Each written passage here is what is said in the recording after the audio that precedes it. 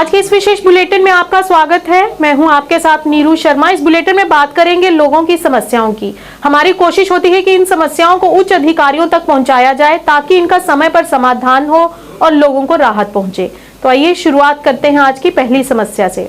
उपमंडल मेंढर के प्राथमिक स्वास्थ्य केंद्र और उपकेंद्रों में बुनियादी चिकित्सा सुविधाओं का अभाव है।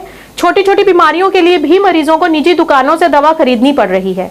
सामाजिक कार्यकर्ता मोहिन आफ्ताब खान ने बताया कि स्वास्थ्य विभाग के अधिकारियों की खराब निगरानी के कारण सीमावर्ती उपमंडल के मनकोट ब्लॉक में बुनियादी चिकित्सा सुविधाओं का अभाव है और वहां पर मरीजों के लिए ना तो दवाएं उपलब्ध हैं और ना ही विशेषज्ञ डॉक्टर।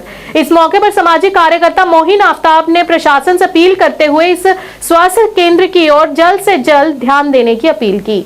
एक हॉस्पिटल है हमारे ब्लॉक मनकोट और गांव बलनोई के अंदर, जहां लाखों रुपए लगे हैं इस हॉस्पिटल के ऊपर, लेकिन बदकिस्मती ये है कि यहाँ पे एम्प्लॉयज बिल्कुल नहीं है। और ये हॉस्पिटल की हालत देखी जाए, कितनी बुरी हालत है ये अंदर से हॉस्पिटल की। तो यहाँ पे इतने लाखों रुपए खर्च होने के बाद भी अगर यहाँ हमारे लोगों को फैसिलिटीज ना मिल सके तो मुझे लगता है इसमें एडमिनिस्ट्रेशन बिल्कुल फेलियर है। एक वहाँ पे एम्बुलेंस का ड्राइवर तैनात किया गया है, वो भी कॉन्ट्रैक्चर बेस पे। शायद वो एम्बुलेंस के साथ रहता है या एम्बुलेंस का ड्राइवर है, जैसा मुझे सुनने में आया है। एक वही वो हॉस्पिटल खोल रहा है। वहाँ पे 4 एम्प्लॉइज हैं। NRHA में ये कौन से हैं, इस पे मुझे ये बीएमओ साहब को पता होगा। मतलब कि वहाँ 4 एम्प्लॉइज है, उन एम्प्लॉइज 4 में से सिर्फ एक एम्प्लॉइज, वो भी एम्बुलेंस का ड्राइवर, वहाँ पे डील कर रहा है। मैं ये कहना चाहता हूँ कि अगर इतने लाख रुपए इस बिल्डिंग पे लगाए गए हैं तो फिर इतने लाख रुपए लगाने के बाद भी हमारे यहाँ पे एम्प्लॉइज क्यों नहीं है? 4 अगर एम्प्लॉइज हैं वो 3 कहाँ हैं? ज्यादा नहीं, अगर डॉक्टर नहीं बिठा सकते तो एक मेडिकल असिस्टेंट ही वहां दिया जाए। यहाँ पे 3-4 हजार की पॉपुलेशन है पीछे। एक हमारे लोगों को कोई सर दर्द या बुखार हो, उसके लिए भी अगर बंदा मेंढर जाए, इतना दूर जाके गरीब मिस्कीन लोग 100-100 200-200 रुपया किराया दे के अगर वो मेंढर जा रहे हैं, तो वहां पे हॉस्पिटल फिर किस लिए बनाया? वहां पे इतनी बड़ी बिल्डिंग किस लिए बनाई? इसलिए बनाई कि वहाँ हमारे वहाँ के जो लोग हैं, बाशिंदा मशहूर लोग हैं, जो वहां पे उनको उनकी फैसिलिटी मिल सके। लेकिन बिल्कुल एडमिनिस्ट्रेशन इसमें फेलियर है। 4 एम्प्लॉइज हैं, उसमें वो भी एक एम्बुलेंस का ड्राइवर, वो वहां पे डील कर रहा है। और बिल्डिंग की हालत देखी जाए, वहां पे मेडिसिन नहीं है। वो कहाँ है एम्प्लॉइज? वो कहाँ उनकी ड्यूटी लगाई गई है? मैं डीसी साहब से ये गुजारिश करना चाहता हूँ, बहुत अच्छे हैं डीसी साहब, हर जगह विजिट कर रहे हैं, हम सोशल मीडिया पे देख रहे हैं, जहाँ जहाँ प्रॉब्लम आ रही है वहाँ वहाँ उस प्रॉब्लम को वो हल कर रहे हैं। मेरी डीसी साहब से ये गुजारिश रहेगी कि आप एक मनकोट ब्लॉक के अंदर एक विजिट रखें और खासकर ये बलनोई जो हमारा हॉस्पिटल है, इस पे आप थोड़ा इस पे ध्यान रखें कि ये इसमें किसकी साजिश है, क्यों इतने पैसे लगा के और वहाँ पे एम्प्लॉयज नहीं बैठ रहे हैं और हमारे लोग वहाँ पे दर बदर हो रहे हैं। छोटी सी को हमारे लोगों को प्रॉब्लम होगी, वो भी मेंढर में जाएंगे, फिर वो वहाँ पे किस लिए बनाया हुआ है? हमारी बहन या माए बहन कोई सीरियस हो, यहाँ से मेंढर पहुँचते पहुँचते उनको 2-3 घंटे लग जाते हैं, फिर यहाँ बनाने का उसका फन क्या है? मेरी सरकार से ये गुजारिश रहेगी कि आप जहाँ जहाँ ये हमारी सरकार अगर इतना पैसा दे रही है तो फिर उसका नाजायज फायदा क्यों उठा रहे हैं? मैं ये कहना चाहता हूँ, वहाँ पे मेन लाइट्स वहाँ पे नहीं है उस हॉस्पिटल के अंदर। साथ में ही वहाँ पे घर, सरकार अगर इतना पैसा दे रही है तो फिर उसका नाजायज फायदा क्यों उठा रहे हैं? मैं ये कहना चाहता हूँ, वहाँ पे मेन लाइट्स वहाँ पे नहीं है उस हॉस्पिटल के अंदर। साथ में ही वहाँ पे घर हैं, वहाँ पे पोल लगे हुए हैं बिजली के, वहाँ से वहाँ तक ले जाने के लिए वहाँ पे लाइट की ना कोई वायर है, ना कोई वहाँ पे अंदर लाइट का कोई ऐसा सिस्टम है, ना पानी का कोई ऐसा सिस्टम है। लाइट तो बिल्कुल फेलियर है, बिल्कुल वहाँ पे। यहाँ पे लोग इतना लाइट के लिए इस मौसम में, गर्मी के मौसम में लोग हमारे दर बदर हो रहे हैं लाइट की वजह से। वो भी लाइट, एक स्कूल है बलनोई, किश्ती बलनोई, 100 बल्कि 200 से प्लस बच्चों की स्ट्रेंथ है, तो वहां पे सिर्फ 4 टीचर दिए गए हैं। ये बेइंसाफी नहीं है तो क्या है। मेरी डीसी साहब से ये गुजारिश रहेगी कि आप इस पे फौरी तौर तहकीकात की जाए, और ख़ासकर बीएमओ मेंढर हमारे बीएमओ साहब से मेरी उनसे गुजारिश रहेगी कि आप वहाँ पे एक ज़्यादा नहीं तो मेडिकल असिस्टेंट वहाँ पे बिठाया जाए। कुछ छोटे मोटे हमारे लोग अगर बीमार हो जाएं तो उनका वहाँ पे हल निकल सके। शुक्रिया, खुदा हाफ़िज़। वहीं चटबल कुलगाम के लोगों को अच्छी सड़क कनेक्टिविटी न होने के कारण समस्याओं का सामना करना पड़ रहा है। हमारे संवाददाता से बात करते हुए लोगों ने अपनी परेशानी का इजहार किया और कहा कि सड़क में कई गहरे गड्ढे हैं जिससे उन्हें कई दिक्कतों का सामना करना पड़ता है। इस दौरान उन्होंने एलजी और जिला प्रशासन से अनुरोध करते हुए प्राथमिकता के आधार पर इस सड़क की हालत को सुधारने की अपील की ताकि वहां के लोग आसानी से और बिना किसी डर के यात्रा कर सके। जहाँ तक कि आप बात करें कि इस रोड की, ये रोड हम ही ने बनाया था। अब मैं बात करूंगा कि मैंने पिछले 1 साल 1.5 साल से आरएनबी में जा रहा हूँ, वहाँ पे एप्लीकेशन पिछले 1-1.5 साल से डाली है, कोई तस से मस नहीं हो रहा है, अभी इस पे कोई कार्रवाई नहीं हो रही। लेकिन कुछ दिन पहले मैंने और एक एप्लीकेशन डाली थी एग्जीक्यूटिव इंजीनियर आरएनबी साहब के पास, उनने फॉरवर्ड की एडब्ल्यू साहब को, एडब्ल्यू साहब ने भी फॉरवर्ड की। उन्होंने बोला कि इस पे हम अमल करेंगे आपके एप्लीकेशन पे, और जो मैग्नेटाइजेशन का जो भी काम होगा वो इस पे अमल किया जाएगा। कंडीपोर कुलगाम कंडीपोरा मसल कहीं मसल सड़क यह उजाड़ गमत ये अगर रुद लाई गसान यह सोदे गामस मज खतरे गसान बीजन अगर बेमार बच्चे पढ़न वोल अमिस बड़ मुश्किल गसान यमिस रोडस मज खराब रोड ये गई 20 वरी बनमत योर दिस गवर्नमेंटन कह नजर। दोम कस गो यह कि अगर कोच गली तमाम चीज संभाल यह सन सड़क थो बेकार हमेशा यह गई नजरअंदाज। तो वही डीसी साहब अपील कर दीता ध्यान थोड़ा। वहीं दूसरी ओर बांदीपुरा जिले के सरकारी प्राथमिक विद्यालय की खस्ता हालत से वहां के लोग परेशान हैं। अपनी परेशानी को व्यक्त करते हुए क्षेत्र के स्थानीय लोगों ने शिक्षा विभाग पर नाराजगी जताई और कहा कि 3 कक्षाओं के बच्चे एक साथ एक कमरे में पढ़ रहे हैं जिससे छात्रों की शिक्षा प्रभावित हो रही है। उन्होंने कहा कि यहाँ पर बुनियादी सुविधाओं की कमी के कारण स्कूली छात्रों को बड़ी समस्याओं का सामना करना पड़ता है। इस मौके पर छात्रों और स्थानीय लोगों ने प्रशासन से लड़के और लड़कियों दोनों के लिए अलग अलग शौचालयों का निर्माण करने की गुहार लगाई। I am a political and social activist. पहले मैं आप लोगों का शुक्रगुजार हूँ, आप लोग यहाँ पे आए। आप ये खुद देख सकते हो, हमारे इस पीछे बिल्डिंग है, primary school, government primary school है। यहाँ पे नियर आउट 120 रोल है, 120 बच्चे पढ़ते हैं। ये हमारे मुस्तकबिल है, जो यहाँ पे बच्चे पढ़ते हैं ये हमारे मुस्तकबिल है, इस कौम के फ्यूचर है। इनके साथ नाइंसाफी हो रही है। प्राइमरी स्कूल में 120 बच्चे हैं, बिल्डिंग है, 3 कमरे हैं। बच्चों को ऑफिस में पढ़ाया जाता है। एक क्लास में, एक कमरे में 3 क्लास, 3rd 5th 4th एक कमरे में। कैसे बच्चे सीखेंगे, कैसे बच्चों को पढ़ाएंगे? जब 3rd वालों को पढ़ाएंगे 5th वाले डिस्टर्ब हो जाते हैं। तो हमारी यही रिक्वेस्ट रहेगी इंतजामिया से, डिस्ट्रिक्ट एडमिनिस्ट्रेशन डीसी साहब से कि मेहरबानी करके यहाँ पे हमारे मुस्तकबिल पढ़ रहे हैं, हमारे बच्चे पढ़ रहे हैं, ये इस कौम के फ्यूचर है। जब यहाँ इनको अच्छी तालीम दी जाएंगी तब ये कौम के इंशाल्लाह काम आ जाएंगे। जब उन्हें ये इनका हमारा राइट है, इन बच्चों का राइट है अच्छी तालीम, जब ये अभी ना मिलेगी तो कहाँ जाएंगे ये लोग? यहाँ की जो सिविल कमेटी है, सदरकोट की सिविल कमेटी है मलपुरा की, यहाँ के जो हमारे अजीज है वो डीसी साहब के पास गए थे, उसने मार्क किया एप्लीकेशन सीईओ के पास।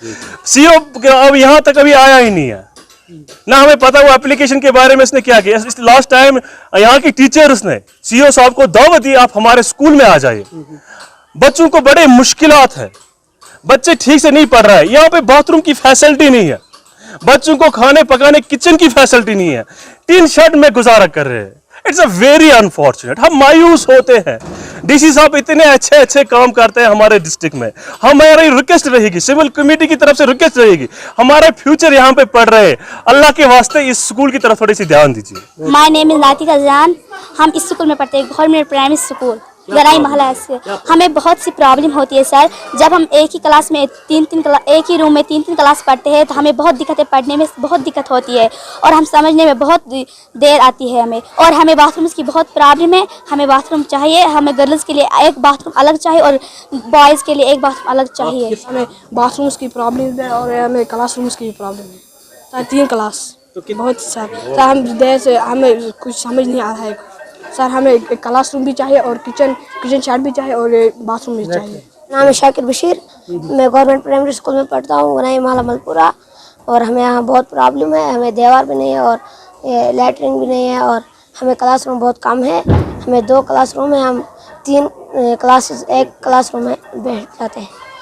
120 या 110 बहुत मुश्किलात होते हैं, हमें क्लास बहुत कम है, इसलिए हमें क्लासरूम चाहिए। वहीं जम्मू व कश्मीर जिला राजौरी के तहसील पेरीपतन गांव टांडा कांगड़ी के रहने वाले श्यामलाल, जिनकी आयु लगभग 35 वर्ष है, ये काफी लंबे समय से बीमारी से ग्रस्त हैं। अपने इलाज के लिए उन्होंने अपनी जमीन तक को बेच दिया, लेकिन फिर भी उनका इलाज पूरा नहीं हो सका। आज वो इतने लाचार हैं कि उनके पास अपने इलाज के लिए पैसे तक नहीं है। इस मौके पर उनकी पत्नी ने सभी लोगों से अनुरोध करते हुए अपनी आय अनुसार मदद करने के लिए आगे आने की अपील की है। 2021 से बीमार है, सुंदरबनी से हमने ट्रेन में इनका कराया, फिर डॉक्टर ने रेफर कर दिया जम्मू जाओ। जम्मू बख्शी नगर में 10 दिन इन्हें रखा, पता नहीं कितनी बार रेफर करा चुके हैं। फिर सुपर में या सुपर में भी 1-1.5 साल 2 साल हो गए इन्हें इलाज चलते हुए। हमारे पास जो कुछ था, जमीन थी, वो भी हमने बेची थी। रिश्तेदारों ने जब गया सब ग्राउंड में ऐसे गराई करके गए पैसे, वो लगा दिया। अब हमारे पास कुछ नहीं, छोटे छोटे बच्चे ने खाना खिलाने के लिए कुछ है ही नहीं, तो इलाज कहाँ से कराए।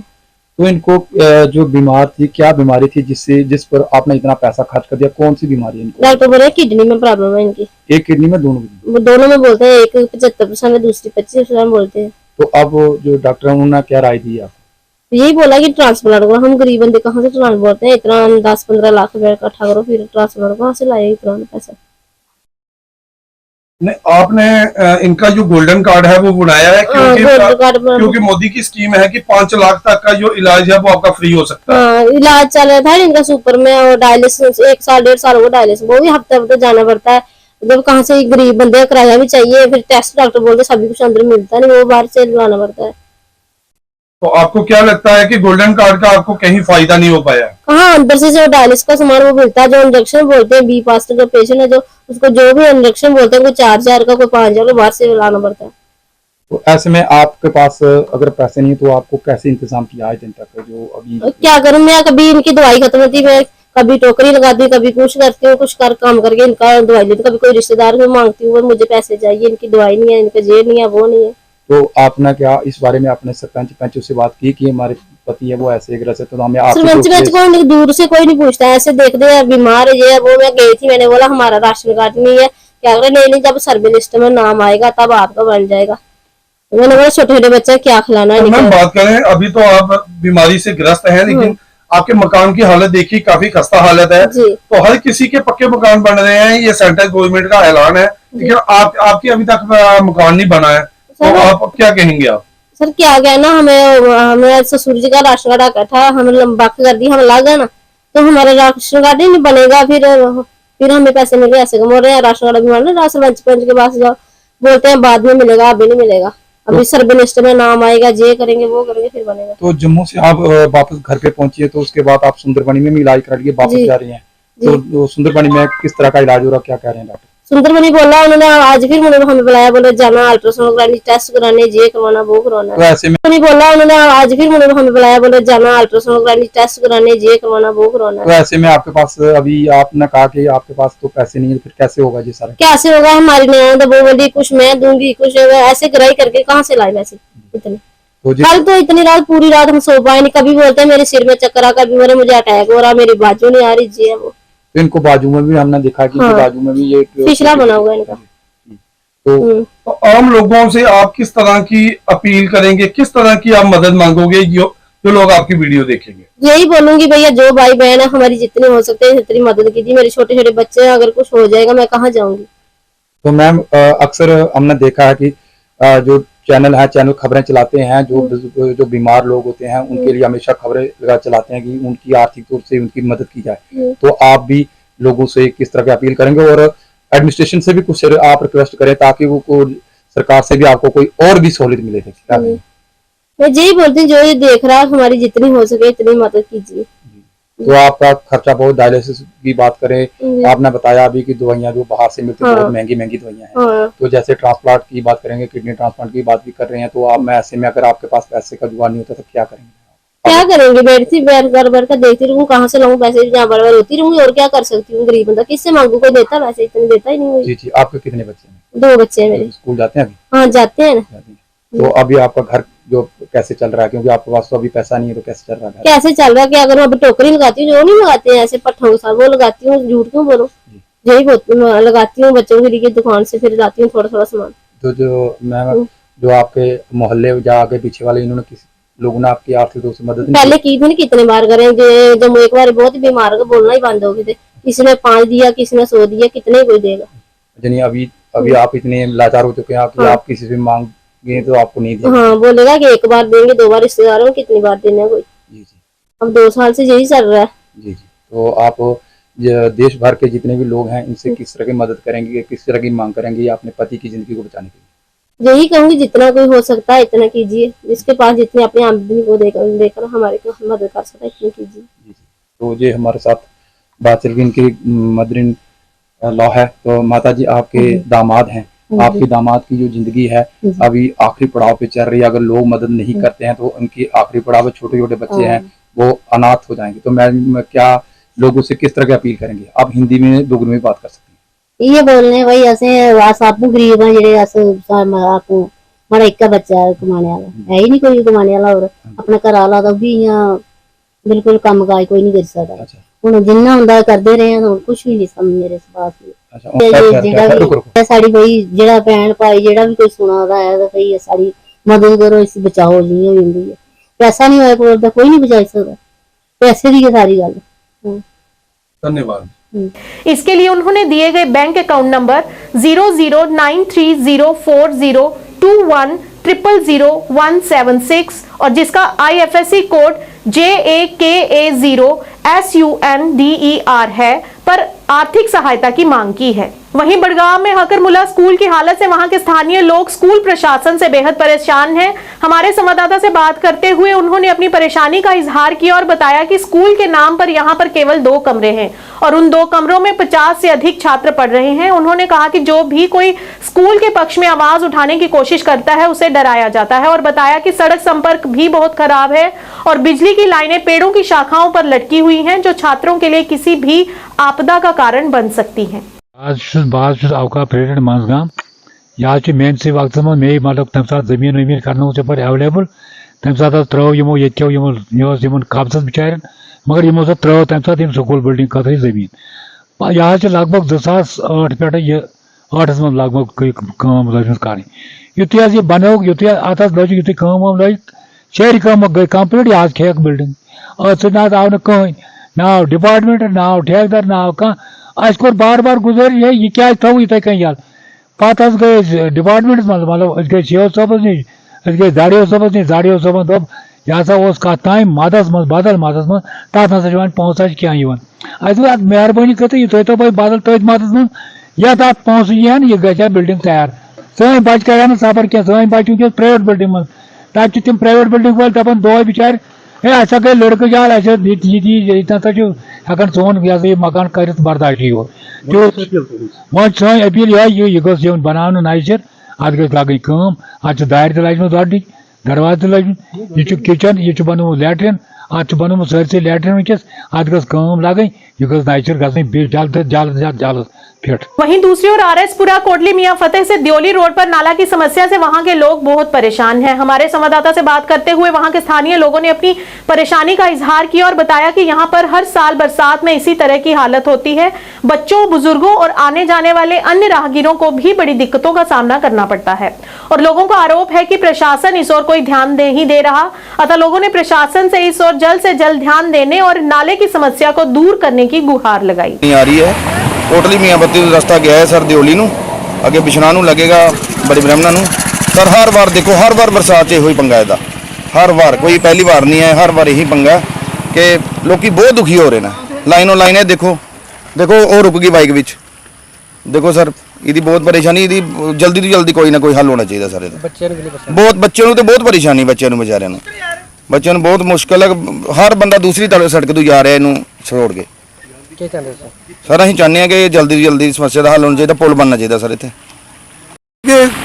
कोटली मियां फतेह रोड जो चला करता दियोली को लीए अगे तो नरीए तक रोड जो गया आनंदपुर तक रोड गया अस चाहते हैं रोड पूरे बॉर्डर की कवर करता अस ये चाहते हैं इस रोड जिस चाली आई वे तो उपर जिन्ने गैप से सारे पुल बचे गए हैं चाहे वो दड़पा चाहे वो कुजवानी गैप से सारे गैप से वो गैप तो पुल बनी दिते इतने 2 गैप रही है साढ़े को मराडिया टाप अंकल वाला कोट दी मियां फत्ता है गैप जो चाड़ के कोट के लगता असं ये चाहते चौथ उपर गैप है ये हर 40 से 12 महीने पानी चलता है खासकर बरसाती दिन बहुत ज़्यादा बुरी हालत होती है जिस तरह अज तुम दिखा करते हो हर बरसात के हाल होंगे अस चाहते इन्हें दोनों गैपें पर पुली बज्जी जा जो आने वाले खासकर बच्चे जो स्कूल जाने ने या छोटे छोटे जो बच्चे ने या बूढ़े जो साढ़े माँ प्यो ने उन्हें निकलने वास्ते तो बड़ी तकलीफ हुआ करती है अस चाहते हैं इतने गैप बनने जान पुल बनने जान जो जिस चाली हाईवे के उपर पुल बनने इस चलिए पुल बनने जान ताकि बार्डर का कवरिंग जी भी क्लीयर हो और डिफेंस रोड बनता है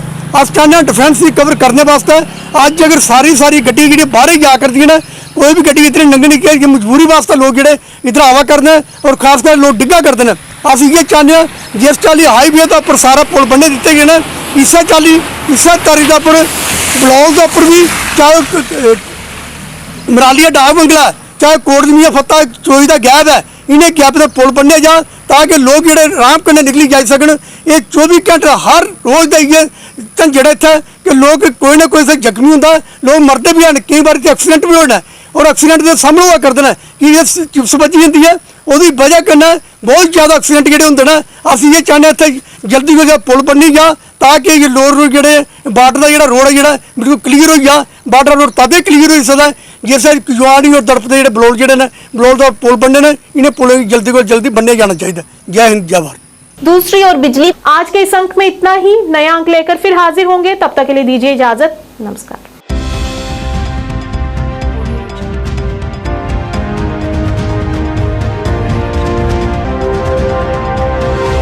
जानकी सैनिटेशन नौशहरा रजौरी, जहां आपको मिलेंगी फ्लोर टाइल्स, वॉल टाइल्स और सेंटर फिटिंग की बेहिसाब वैरायटी।